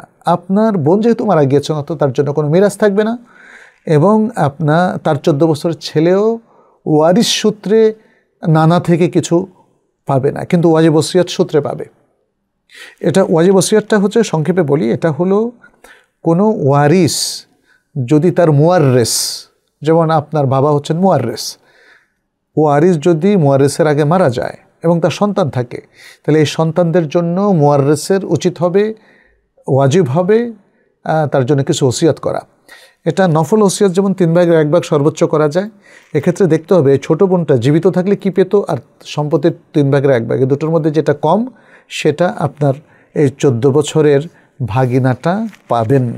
তো আপনি বিষয়গুলো যদি খুব ভালো করে বুঝতে না পারেন, তাহলে কারোর সাথে বসবেন যিনি এই বিষয়গুলো সম্পর্কে জানেন, তিনি আপনাকে সুন্দর করে আপনার বাবার এই সম্পত্তি এখন পুনর্বন্টন করতে হলে কিভাবে আবার করতে পারবেন সেটা বুঝিয়ে দেবেন ইনশাআল্লাহ। মোহাম্মদ জসিমউদ্দিন বলেছেন, ইসলামে ব্যবসায় লাভের কোনো পার্সেন্টেজ নির্ধারণ করে দিয়েছে কিনা? একটা পণ্যের ক্রয় মূল্য থেকে কি পরিমাণ লাভ করা যায় তার কোনো সীমারেখা কি আছে? বিস্তারিত জানতে চাই। ইসলামে বেচাকেনার মধ্যে লাভ করা এটা বৈধ, তবে বেচাকেনাটা বৈধ হতে হবে। যে পণ্যগুলোর আমরা একজন প্রডিউস করছি আর সেটা বিক্রি করছি, আরেকজন কিনছি, এখানে পদ্ধতিগত দিক থেকে সবটাই, প্রোডাকশন থেকে আরম্ভ করে এভরিথিং শুড বি অ্যালাউড, এগুলো অবশ্যই বৈধ হতে হবে, তাহলে লাভ করাটা জায়েজ। কি পরিমাণ লাভ করবে? 5%, 10, 15, 12, 27, 56 নাকি 60, 70, 80, 100%? এই ব্যাপারে মূল কথা হলো, ইসলাম আসলে লাভের কোনো অংশ নির্ধারণ করে দেয়নি। এটা সুদে যারা আছে তারা অনেক সময় নির্ধারণ করে, ইসলাম লাভটাকে ওইভাবে নির্ধারণ করেনি। এমনকি লাভের ভাগাভাগিটাও শরিকরা কম বেশি করতে পারে তাদের মতো করে। আপনি আপনার যে কোনো পণ্যের লাভ কি পরিমাণ করবেন এই স্বাধীনতা আপনার দেওয়া আছে, তবে অবশ্যই আপনি বাজার দেখবেন। কয়েকটা জিনিস আপনাকে দেখতে হবে, সেটা বলছি। তবে প্রাথমিকভাবে ইসলাম এগুলোকে নির্ধারিত করে দেয়নি। যেমন আল্লাহ সুবহানাহু ওয়া তাআলা বলছেন, ইয়া আইয়ুহাল্লাযীনা আমানু লা তাকুলু আমওয়ালাকুম বাইনাকুম বিল বাতিল ইল্লা আন তাকুনা তিজারাতান আন তারাদিম মিনকুম, সূরা আন-নিসার 29 নম্বর আয়াত। হে বান্দার লোকেরা, তোমরা নিজেদের মধ্যে বাতিল পন্থায় পরস্পর সম্পত্তি গ্রাস করো না, আত্মসাৎ করো না, তবে এটা যদি তোমাদের পারস্পরিক সম্মতিক্রমে তিজারাত হয়ে থাকে, ট্রেডিং বিজনেস হয়ে থাকে, তাহলে ভিন্ন কথা, তাহলে এটা জায়েজ আছে। আর তিজারতের মধ্যে তো অবশ্যই লাভ থাকবে। তাহলে কোরআনে হাদিসে কোথাও বলা হয়নি যে তুমি 20%-এর বেশি লাভ করতে পারবা না বা 10%-এর বেশি লাভ করতে পারবা না, বরং এটা মুসলিম ব্যবসায়ীর কাছে তুলে দেওয়া হয়েছে। তবে তাকে বলা হয়েছে সে যেন লোভী না হয়, সে যেন কাউকে না ঠকায়, সে যেন কাউকে প্রতারিত না করে, সে যেন কাউকে মিথ্যা হলফ করে কনভিন্স না করে, মিথ্যা তথ্য দিয়ে, মানুষকে ভুল তথ্য দিয়ে বেশি লাভ না করে। এরকম নানা ধরনের তাকে ইনস্ট্রাকশন দেওয়া হয়েছে। এবং এটাও বলা হয়েছে যে জিনিস স্টক করে দাম বাড়াতে পারবে না, কৃত্রিম সংকট তৈরি করে জিনিসের দাম হু হু করে বাড়ানো যাবে না। আর ইসলামের আরেকটা দৃষ্টিভঙ্গি হচ্ছে, জরুরি জিনিসগুলো খুবই কম লাভে ছেড়ে দিতে হবে, কারণ মানুষের জীবন না হলে কঠিন হয়ে যাবে, তাই না? এই যে যেমন ধরেন চাল, ডাল, আটা, পেঁয়াজ ইত্যাদি যে জিনিসগুলো মানুষ তার দৈনন্দিন প্রত্যেক খাবারের ক্ষেত্রে প্রয়োজন হয়, এগুলো খুব কম মূল্যে ছেড়ে দিতে হবে। স্ট্যান্ডার্ড হচ্ছে 10% to 20%, একটু কম বেশি হলেও সমস্যা নাই। যেগুলো শৌখিন সেক্ষেত্রে দাম বেশি হতে পারে, জমির ক্ষেত্রেও দাম বেশি হতে পারে। তবে মনে রাখতে হবে, মানুষের জীবনকে ওষ্ঠাগত করার জন্যে এবং মনোপলি বিজনেসের মধ্য দিয়ে সমাজের সব টাকা নিজের আত্মসাৎ করার জন্যে এটা শরীয়তে জায়েজ হবে না। এই মূলনীতিগুলো মনে রাখতে হবে। আর আমরা দেখি যেমন হাদিসের মধ্যে অনেকগুলো হাদিস থেকে বোঝা যায় যে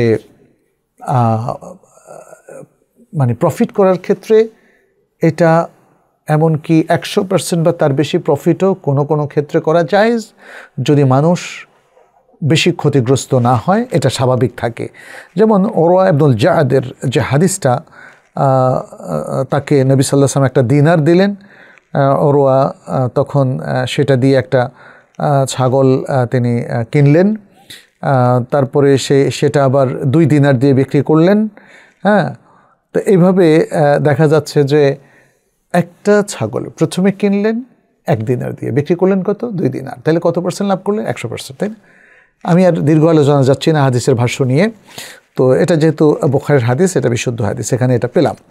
বুখারীর আরেকটা হাদিসের মধ্যে আমরা দেখি যে জুবাইর রাদিয়াল্লাহু তাআলা আনহু তিনি একটা বাগান কিনে ফেললেন 1,70,000 দিরহামের বিনিময়ে, এবং সেটাকে তিনি বিক্রি করলেন 1,06,00,000, 1,06,00,000 মানে 16 লাখ দিনারে।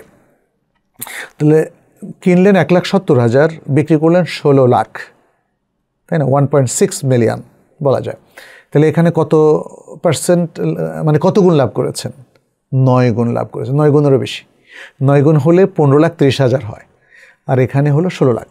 তাহলে 9 গুণেরও বেশি তিনি এখানে লাভ করেছেন। এর দ্বারা প্রমাণিত হয় যে আসলে লাভের ক্ষেত্রে ইসলাম একদম কোনো নির্ধারিত সীমারেখা আরোপ করেনি, তবে কিছু নীতিমালা প্রয়োগ করেছে যাতে করে কোনো ব্যবসায়ী মনোপলি বিজনেস করতে না পারে, অতিরিক্ত লোভী না হয়, যাতে করে ব্যবসায়ীরা সম্পদ আটক রেখে মুসলিমদের জীবনকে ওষ্ঠাগত না করে।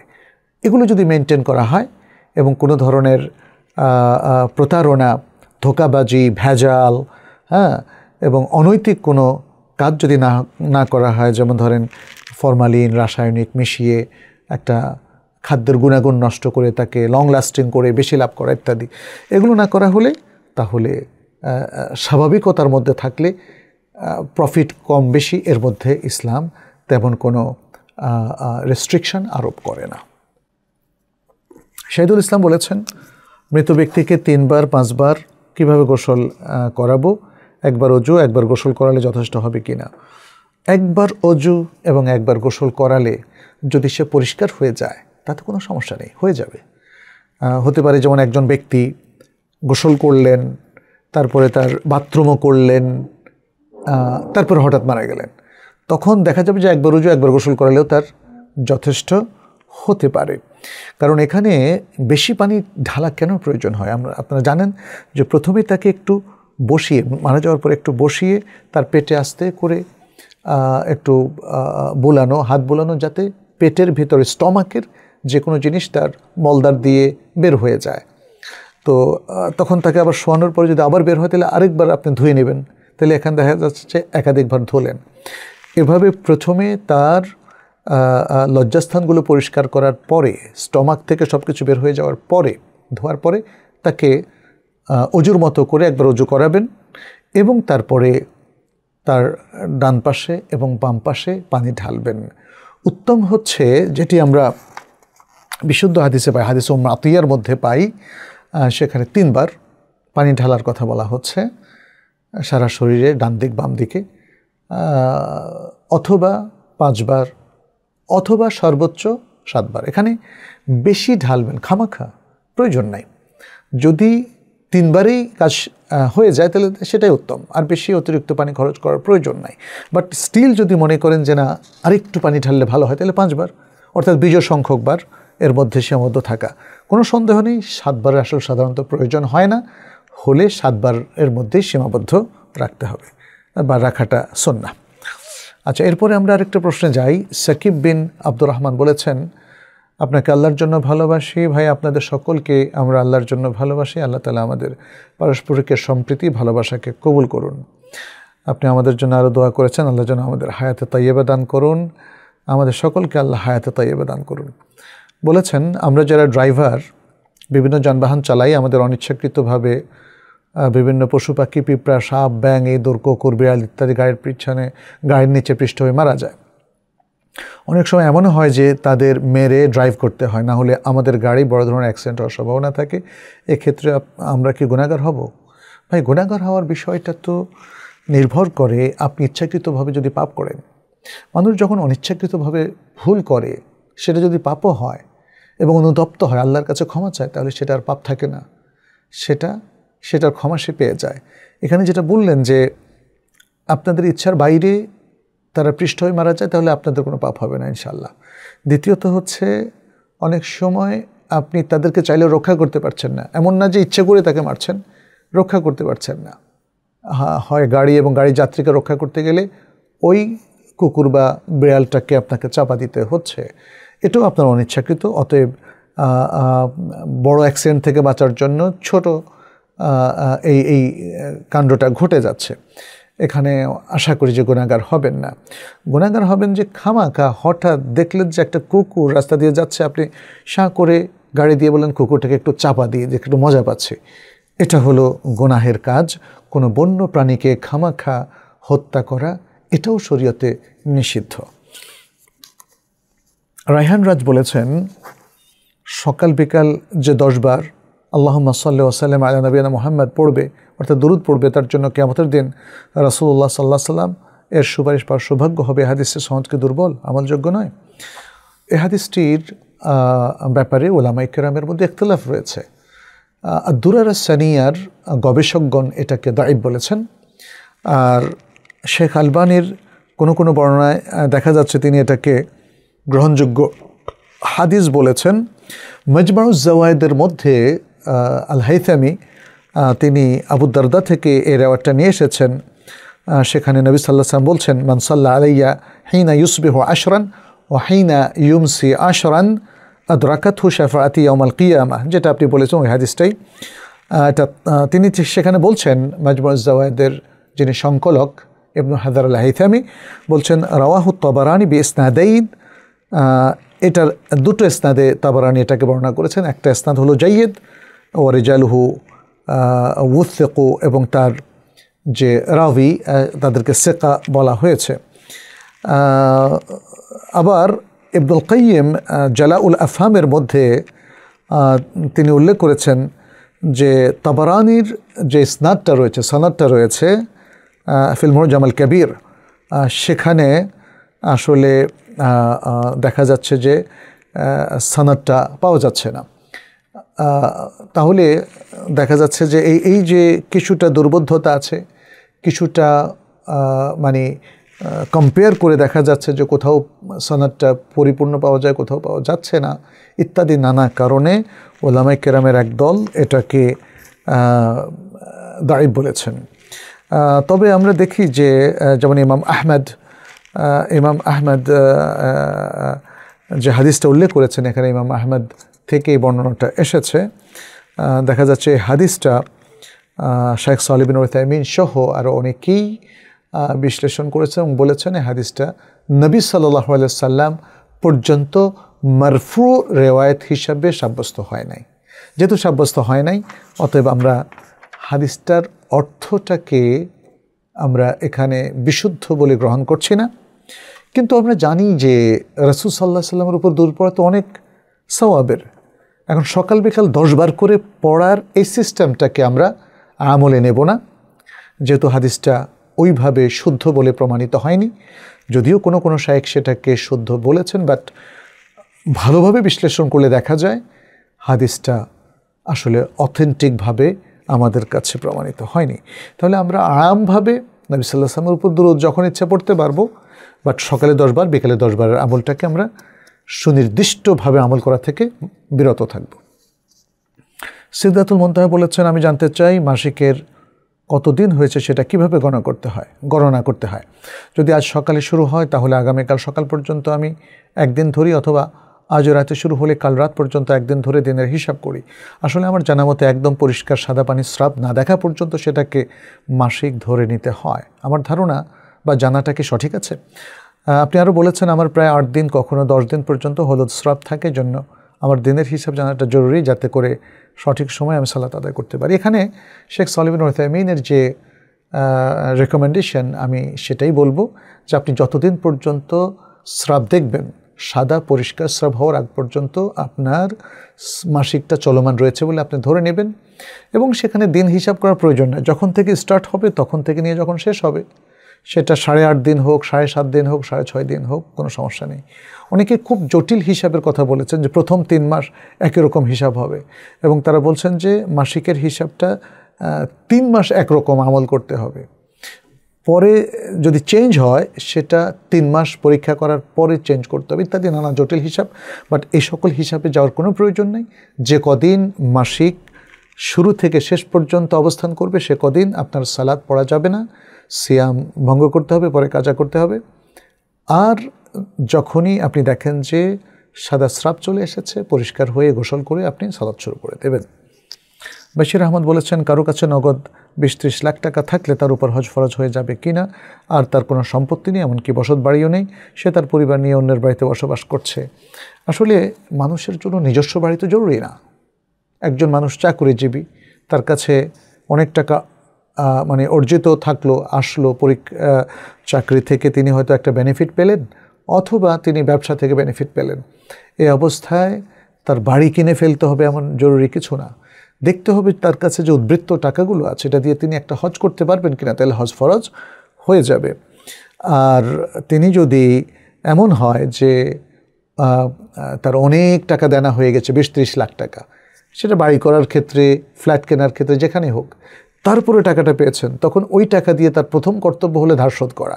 এরপর যদি উদ্বৃত্ত থাকে এক হজ পরিমাণ, তাহলে তার উপর হজ ফরজ হবে। কিন্তু এখন তিনি নিজে বাড়ি কিনেন নাই, বাড়ি করেনও নাই, তার কাছে 20-30 লাখ টাকা এসে গেছে, এখন তিনি চিন্তা করছেন হজ না করে বাড়ি করবেন, এই অবস্থায় কিন্তু হজ ফরজ হয়ে যাবে। মোস্তফা বিন রফিক বলেছেন প্রথম প্রশ্নে, 5 ওয়াক্ত সালাতে রুকুর আগে রুকুর পরে আমি রাফেল ইয়াদাইন করি। প্রশ্ন হলো ঈদের সালাতে রুকুর আগে রুকুর পরে রাফেল ইয়াদাইন কীভাবে করবে? একইভাবে করবেন, এখানে আর ভিন্ন অন্য কোনো রকম নেই।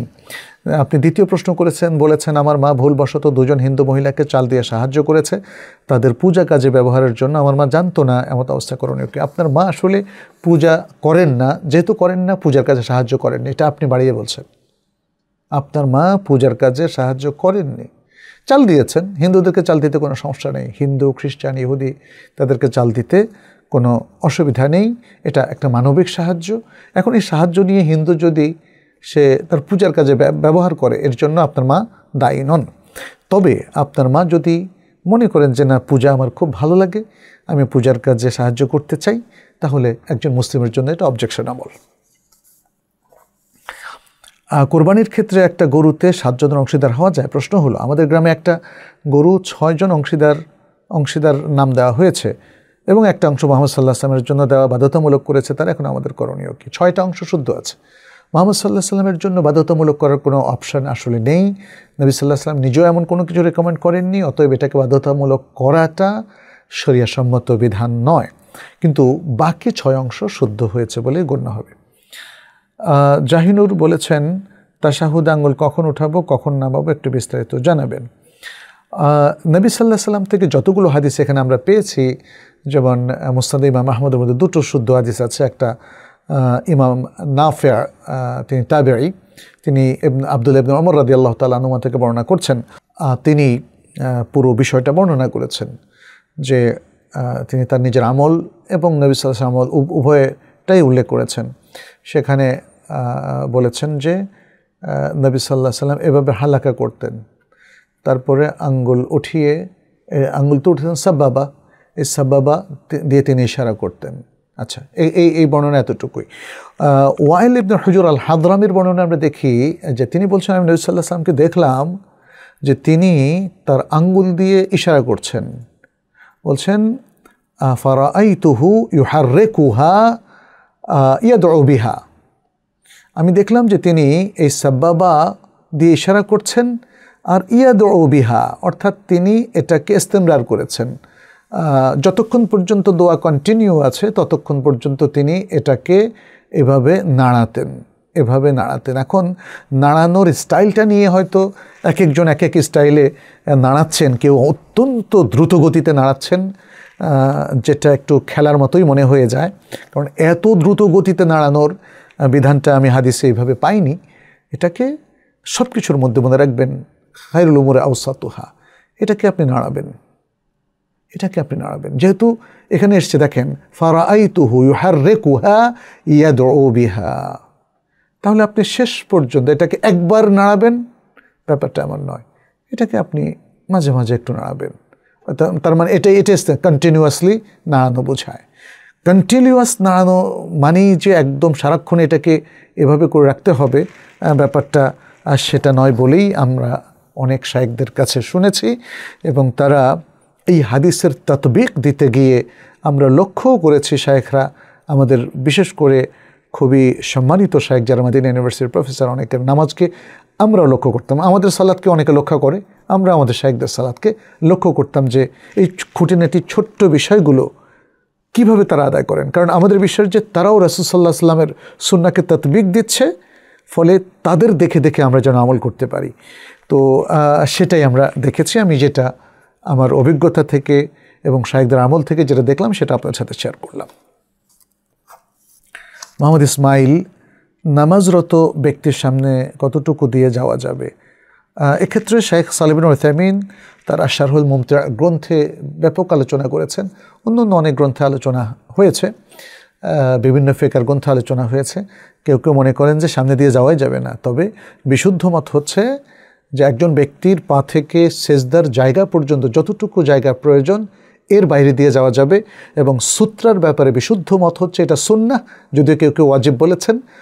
যদি সূত্র রাখে তাহলে তো তার বাইরে দিয়ে খুব সহজে যাওয়া যাবে, আর সূত্র যদি কেউ না রাখে তাহলে সেজদার জায়গার বাইরে দিয়ে যেতে কোনো সমস্যা নেই। জুবাইর আহমেদ প্রিন্স বলেছেন, আমি প্রাপ্তবয়স্ক, বাবার হারাম উপার্জনে তৈরি বাড়ি থেকে থাকতে পারবো। যদি খাবার ও পোশাক হালাল টাকায় হয় তাহলে বাড়ি ভাড়া আনুমানিক ধরে তাদের কিছু টাকা দিয়ে তাদের সাথে থাকতে পারবো। বাবা জীবিত ও কাফের অবস্থায় আছেন, বাবা মা বয়স্ক এবং তারা অনেক ঋণগ্রস্ত। বাবার সাথে কোনো বালিগ সন্তান, পুরুষ ছেলে সন্তান যদি থাকতে চান তাহলে বাবার হারাম উপার্জনের সাথে অংশীদারিত্ব জায়েজ হবে না। তিনি বাবার বাসা যদি ভাড়া নিয়ে থাকতে চান থাকতে পারবেন। এজন্য কোনো অমুসলিমের বাসাও তো আমরা ভাড়া নিয়ে থাকতে পারি, তাই না? অতএব কেউ যদি হারাম টাকায় বাড়ি করেন এবং সেই বাড়ি যদি আমি ভাড়া নেই আমার জন্য হারাম হয়ে যাবে, ব্যাপারটা এমন না। আর আপনার বাবা তো অমুসলিম, অতএব তিনি তো হারাম হালাল বাছবিচার করবেনই না, এটাই তো স্বাভাবিক, তাই না? কিন্তু একজন মুসলিম সন্তান বাবা যদি অমুসলিমও হয় তাকে হারাম হালাল বাছবিচার করেই চলতে হবে। বাবা যদি মদ পান করেন তিনি মদ পান করতে পারবেন না, বাবা যদি হারাম কিছু খান তিনি তো হারাম খেতে পারবেন না, তাই না? অতএব হারামের সাথে দূরত্ব বজায় রেখেই আমাদেরকে জীবনযাপন করতে হবে। মার্জিয়া মাসুম বলেছেন, নানা শ্বশুরের সামনে যাওয়া কি জায়েজ আছে? মানে আপনার স্বামীর যিনি নানা, স্বামীর অর্থাৎ শাশুড়ির বাবা আপনার নানা শ্বশুরের সামনে যাওয়া জায়েজ আছে কি না? আপাত দৃষ্টিতে মনে হচ্ছে যেমন স্বামীর বাবা, তার বাবা, তারপরে স্বামীর মা, মায়ের বাবা, এরা মাহরামের মধ্যে অন্তর্ভুক্ত বলেই মনে হচ্ছে। তারপরে একটু তাহকিক করতে হবে। যিনি মাহরাম হবেন তার সামনে যাওয়া জায়েজ হবে, কিন্তু যেমন আপনার খালু শ্বশুর সামনে যাওয়া জায়েজ হবে না। আমি জাস্ট উদাহরণ দেওয়ার জন্য বললাম, কারণ খালু শ্বশুর আপনার জন্য মাহরাম নন। এখানে আরও অনেক প্রশ্ন এসেছে, আমরা খুব সংক্ষেপে ছোটো ছোটো কয়েকটা নিচ্ছি। রাবেয়া আক্তার সুমি বলেছেন, হজ ও উমরা করার পর মহিলাদের চুল কাটতে হবে কতটুকু? 1 ইঞ্চি, আধা ইঞ্চি পরিমাণ আগা থেকে কেটে নিলেই হবে। গোলাপ মুর্তাজা বলেছেন, একজন ব্যক্তির 2টো ছেলে, 2জন ছেলের মধ্যে যিনি বড় ছেলে, যখন সে ব্যক্তি অর্থাৎ তাদের বাবার যখন অসুখ হয় ডাক্তারের যাবতীয় খরচ সে ব্যক্তির বড় ছেলে বহন করেন এবং বাবার যাবতীয় খরচ বড় ছেলেই বহন করে, সেক্ষেত্রে বড় ছেলে বাবার সম্পত্তির ভাগ ছোট ছেলে থেকে বেশি পাবে? না না না, সমান পাবে। বাবারকে দেখা এটা সব ছেলেরই কর্তব্য, তবে যার যতটুকু সামর্থ্য আছে, হয়তো বড় ছেলের সামর্থ্য বেশি, এটা তো কর্তব্য পালন করেছে। এই কর্তব্যের উপর ভিত্তি করে সন্তানদের মানে বাবার রেখে যাওয়ার সম্পদ সন্তানদের মধ্যে কম বেশি করা যাবে না, যেহেতু কোরআন বলছে ইউসিকুমুল্লাহু ফি আওলাদিকুম লিযযাকারি মিসলু হাযিল উনসায়াইন, এখানে মেয়েরা অর্ধেক ছেলেরা ডাবল পাবে, এটা বলে দেওয়া আছে। অতএব এক্ষেত্রে আর দ্বিতীয় কোনো রকমের ইজতিহাদ করা, গবেষণা করে কম বেশি করা, এটা জায়েজ হবে না। আচ্ছা, ইসলামিক লাইফ বলেছেন, চেয়ারে নাপাকি লাগলে পানি ঢেলে দিলেই কি হবে? হ্যাঁ, পানি ঢেলে দিলেই চেয়ারটা পরিষ্কার হয়ে যাবে। তোষক, লেপ, কম্বল এগুলোতে নাপাক লাগলে লেপ তো আর ধোয়া যাবে না। যদি ধোয়ার মতো হয় তাহলে ধুতে হবে, আর যদি লেপ তোষক ধোয়া না যায় তাহলে উপর থেকে ভিজা কাপড় দিয়ে বারবার এটাকে পরিষ্কার করে তার স্বাদগন্ধ এবং রঙটা, মানে যে রঙটা লেগে আছে, যেমন মলের রঙ হয়তো আমরা ধরে নিলাম, সেগুলো পরিষ্কার করে ফেলতে হবে। এবং একটার সময় এগুলো যখন চলে যাবে এবং তারপর লেপ্তশক শুকিয়ে যাবে, রৌদ্রে শুকাতে হবে একদম ভালো মতো, তাহলে সেটা পবিত্র হবে ইনশাআল্লাহ। তো এখানে আরও 2-3টা ছোট্ট প্রশ্ন আমি দ্রুত নিয়ে নেই। মাহেদুল ইসলাম বলেছেন, বর্তমানে প্রচলিত বিবাহের সিস্টেমটি বৈধ কিনা, এভাবে বিবাহ হলে পাত্রের কোনো ক্ষতি গুনাহ আছে কিনা। প্রচলিত বিবাহের সিস্টেমটা বলতে হবে, ইসলামিক বিবাহ সিস্টেম অনুযায়ী বিবাহ হলে কোনো সমস্যা নেই। আচ্ছা, নাজমুল হাসান বলছেন তাসবিহ গণনা ডান বাম হাত দিয়ে কি করা যাবে? হ্যাঁ, করা যাবে। ডান হাত দিয়ে করাটা উত্তম। নবী সাল্লাল্লাহু আলাইহি ওয়াসাল্লাম সব কাজে ডান হাত দিয়েই ইউজ করতেন। আচ্ছা, এসকে আলী বলেছেন, কারোর যদি এই ভয় না থাকে যে বেশি বাচ্চা হলে খাওয়াতে পারবো না, সে বাচ্চা কম নেয়, এই কারণে যে তাদের জীবন জাঁকজমকপূর্ণ বিলাসবহুলভাবে কাটবে, ও একই কথাই হলো। জাঁকজমকপূর্ণ বিলাসবহুল কাটানোর জন্য আপনি বাচ্চা কম নিচ্ছেন, সে একই তো রিজেকের ব্যাপারটা। কারণ জাঁকজমক তো রিজেকের অংশ, তাই না? একটা সুন্দর কমফোর্টেবল লাইফ, এটাও একটা রিজেক। আপনি কম বাচ্চা হলে তাহলে লাইফটা বেশি কমফোর্টেবল হবে, এটা রিজেকের সেই নিষিদ্ধ বিষয়টা চলে আসছে আপনার ক্ষেত্রে। অতএব আপনার যদি শারীরিক কোনো সামর্থ্য থাকে, স্ত্রী সন্তান কনসেপ্ট করতে পারছে না, অথবা কনসেপ্ট করলে সে প্রচণ্ড অসুস্থ হয়ে যায়, এই জন্যে হয়তো 3-4 বছর 5 বছর পর সে কনসেপ্ট করতে চায়, মাঝখানে তার সাময়িক বিরতি লাগবে, এগুলো হতে পারে। কিন্তু ওই যে জাঁকজমকপূর্ণ জীবন, সুন্দর জীবন, কমফোর্টেবল জীবন, অথবা খাওয়াতে পারবো না, হ্যাঁ, এরকম যাই থাকুক না কেন, এগুলো একই ধরনের, এগুলোর কারণে জন্মবিরতিকরণ বন্ধ করা যাবে না। রায়হান হোসেন বলেছেন, কাউকে না বলে অন্যের গাছ থেকে মেসোয়াকের ডাল কাটা এবং প্রয়োজনীয় কিছু পাতা করলে সেটা কি চুরি হবে? মানুষের অধিকার নষ্ট করা যাবে না। গাছেও তার গাছ থেকে আপনি কোনো ডাল পাতা কিছুই কাটতে পারবেন না তার অনুমতি ছাড়া। সর্বশেষ প্রশ্ন আছে আজকের রায়হান হোসেনের, বলেছেন, স্বামী মারা যাওয়ার পর স্ত্রী তার স্বামীর জমির অংশ ছেলে মেয়েদের দেওয়া কি আবশ্যক? হ্যাঁ, স্বামী মরে যাওয়ার পরে তার সকল সম্পত্তি ইসলামের মিরাস সত্ত্ব অনুযায়ী বন্টন হবে, এবং এর থেকে অন্যথা করার কোনো অধিকার স্ত্রীরও নাই, কোনো সন্তানেরও নাই, ছেলেরও নাই, মেয়েরও নাই। প্রিয় দর্শক, আজ আমরা এই পর্যন্তই শেষ করছি। আমাদের এশার ওয়াক্ত হয়ে গিয়েছে। অনেকেরই হয়তো এশার ওয়াক্ত আগে ছিল, আপনাদের জন্য অবশ্যই টাইম মতো জামাতের সাথে সালাত পড়াটা জরুরি। আমরা যারা দেরিতে পড়ছি, আমরাও জামাতের সাথে সালাত আদায় করবো ইনশাল্লাহ। আল্লাহর কাছে আমরা তৌফিক কামনা করি, তিনি যেন আমাদেরকে সঠিক কথা বলার এবং আমল করার তৌফিক দান করেন। এতটুকু বলে আজকে শেষ করছি। হাদা সাল্লাল্লাহু ওয়াসাল্লাম আলা নবিয়ানা মুহাম্মদ ওয়া আলা আলিহি ওয়া আসহাবিহি আজমাইন। আসসালামু আলাইকুম ওয়া রাহমাতুল্লাহি ওয়া বারাকাতুহু।